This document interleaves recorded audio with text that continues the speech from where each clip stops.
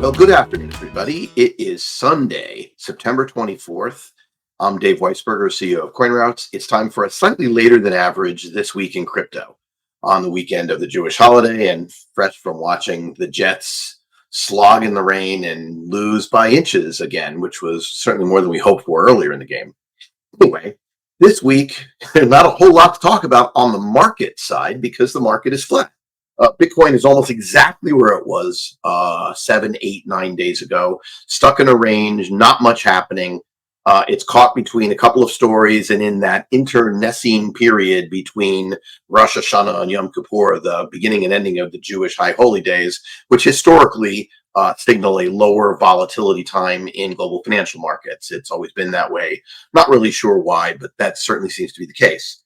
In any case, if you look at the markets, there are a couple of interesting things. I mean, Ether's down a couple percent over the week. BNB is down about 3% over the week and has fallen below the 2010 level. I don't really believe that BNB is necessary to keep Binance afloat, but those who do, watch this carefully. And market sell-offs tend to happen when BNB starts breaking down, at least until there's proof one way or another about what's going on with the finances inside Binance and customer assets. The only other interesting ones are XRP, back slightly over the 50-cent level. It had fallen below it. And Solana holding around 1950 or so. Considering when the news of FTX's selling of Solana came out, it was pushing below 18, seemingly with authority. It seems fairly clear that it will not be dumped on the market anyway. And there are things going on there. So Solana is something that is an interesting trading asset right now, and it's just bears watching. I don't have a strong opinion about it. But when I talk about the news from this week, I think it's really a tale of two conferences. The week before this, we had Token 49 in Singapore, which broke records for attendance, had incredible excitement, had exhibitors, records for sponsors. There were lots of users there. Investors were excited. Builders are excited. Funding is seeming to start back up again in Asia with a vengeance. And there is an overall tone of positivity that we haven't seen in the crypto space in quite some time.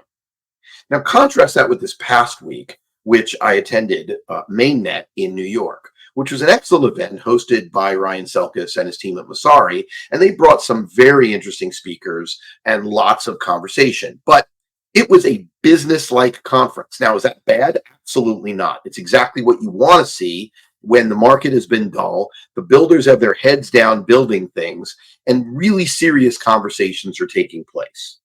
The fact of the matter is, I heard of multiple use cases for digital assets that actually are quite exciting.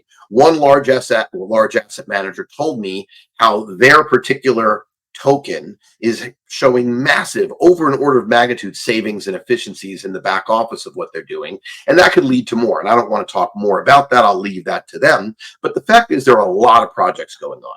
We at CoinRoutes have some very interesting things going on too, which you could all stay tuned and understand. But the event for me was highlighted by a Fireside with Vivek Ramaswamy. Now, Vivek is a new and relatively new entrant to the presidential race. And at 38 years old, he's on the young side for sure. Of course, he quipped that Thomas Jefferson wrote the Declaration of Independence when he was 32 or 33, and that he's therefore an old man by comparison. So it's kind of amusing. But what's interesting about Vivek is he took the time to research crypto and delivered a really interesting series of statements, both in the public conference and in an after event, which I was lucky enough to attend. Not one teleprompter in sight, yet he was able to answer questions. He was able to talk fairly authoritatively about a variety of subjects. And on other subjects where he couldn't, he was quick to point out that he would research it and wanted to hear from the people that were there. It was a display that was worthy of an aspirant to the presidency of the United States. And that's not something we say very often about most presidential politics. But right now, he's still well behind in the polls. So let's see what happens. But it's a spark of hope, at least, to hear that. There are other interesting keynotes and many other interesting panels. Several of them focus on advocacy to United States regulators and people trying to get things done, other U.S. people, yada, yada, yada, yada, yada. I'm almost tired of talking about the U.S. because while the U.S. is 50% of the world's investable assets, innovation right now is being driven outside of the United States. Now, as a patriotic American, do I like that? Absolutely not. But is it happening? Yes. And that's something that my company is embracing as we move overseas to do things and actually have to ignore US customers, which is really unfortunate. But what we're hearing from the various speakers at Mainnet is that this administration, with its anti-crypto, and I don't like anti-crypto, by the way, I like to phrase it as anti-digital asset innovation position, is going to force innovation offshore. Now, that sounds bad, but consider this. We in the United States have had the best analog financial system, have made trillions of dollars on the back of having the world come to us to raise capital and the world coming to our firms to invest, and to have US entrepreneurs significantly advantaged over foreign entrepreneurs. The risk is we lose all of it. And that is something that is almost incalculable to me. It's almost impossible for me to understand why this is a partisan issue. But as we see in some of the news stories, it is.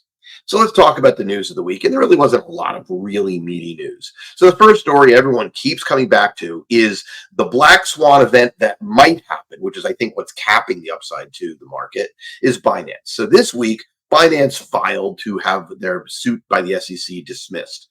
I doubt it will happen, but it's an ongoing saga. Look, without commenting on the particulars of the case, there's one critical thing that everybody is worried about. Does Binance have a hole in their balance sheet or not? If the answer is not, XBNB, because that's something completely different. If their customer funds are intact and Binance was driven out of business by the DOJ, Interpol, or aliens coming down, it doesn't really matter. But if they were driven out of business, what would happen? If the answer is that clients lose money, then that would be a serious problem for crypto. Forced selling would result, and there would be a big problem. And I think that's why the market is so worried. On the other hand, if you believe CZ, the audits that he proffers, and they do have all their customer funds, then Binance being shut down at this point will be a blip. It wouldn't really be a big deal. The fact of the matter is there are capable exchanges to trade derivatives, and Binance doesn't manufacture the liquidity. Liquidity comes from people trading on the exchange. There are capable alternatives like OKX, like Bybit, like BitGet, like others, Deribit. There are many others. And on the spot side, their market share has declined almost in half from its highs. So it's pretty clear that the market could adjust. So the sole question is, are the funds there? I wish I knew the answer to that. Unfortunately, I don't, and so we'll be talking about it for weeks and weeks on end. The next story is more of a positive one. Representative Emmers was able to get a bill to prevent the U.S. government from developing a central bank digital currency out of committee to get a vote on the House floor. Now, I think this is important because, as the representative says, a CBDC would be one of the most anti-American things imaginable. It would give government the ability to decide what I or you or anybody can spend money on. It would give government the ability to cut someone from the financial system with the stroke of a key. Not even a pen anymore, just a keystroke. Boom, done. You can't buy anything. You can't save anything. Your funds are frozen. Goodbye. That is unbelievable. And we have never allowed that.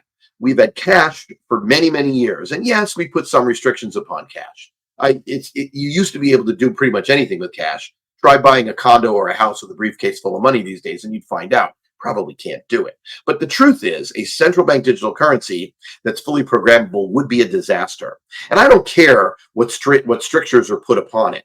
Absolute power corrupts absolutely. I find it impossible to believe that it wouldn't get used.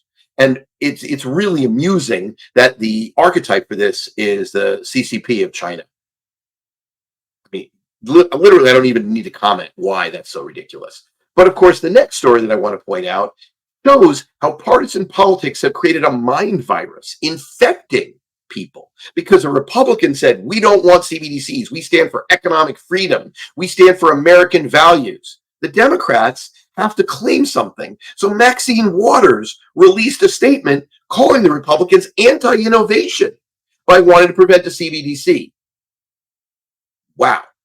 All I can say is, in her esteemed career, this may be the single most twisted piece of logic she has ever uttered. It's impossible to fathom how a piece of legislation that would allow for private sector innovation in stable coins and would stop the government from controlling and banning innovation at a whim could be called anti-innovation. But it's in print. She said it. And frankly, she should be pilloried for it. At the end of the day, all I could say is, Clearly, age has caught up to her and caught up to people in her party of that nature. I think she should listen to Richie Torres and other members of her party who understand that you can be a progressive. You could want to redistribute wealth. You could want to stand with labor unions, but you shouldn't stop innovation and entrepreneurs, in particular in crypto, in digital assets, which are much more inclusive than the old style traditional financial system that have been the donors to her and to her friends' campaigns for decades, which is, of course, why she's saying what she is. The last story that I want to talk about is FTX, and it keeps going on. The beat is unbelievable. And talking about the elite, FTX is suing the parents of Sam Bankman-Fried. One, his mother, a friend of Elizabeth Warren, well noted that way, and the other, his father, a very successful professor who understands what's going on, for the untold millions that they took out of FTX, and basically did so without really providing any value that anyone can see, other than helping Sam obfuscate the money and making it harder for people to get money back. All I can say about this story is Godspeed to the prosecutors. The sooner we can have the Bankman-Frieds all dressed in orange, walking out toward prison sentences, the better off the market will be. In fact, the sight of Sam being convicted, I think, is that perp walk that might signal the start of the next bull run. But we can always hope. In any case, we'll stay tuned for next week. Enjoy the rest of your very short weekend, or enjoy your holiday, and we'll see you next time.